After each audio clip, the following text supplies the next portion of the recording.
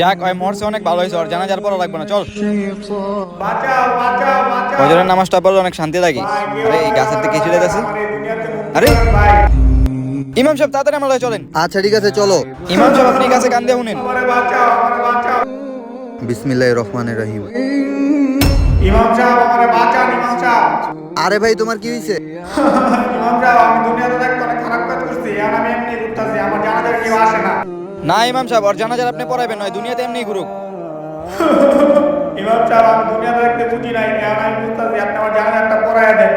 আচ্ছা ভাই তুমি কোনো টেনশন করো না, আমি তোমার জানাজার ব্যবস্থা করতেছি। কিন্তু ইমাম সাহেব ওই দুনিয়াতে অনেক খারাপ কাজ করতো। কি এমন কাজ করতো ভাই? তাহলে ইমাম সাহেব শুনেন।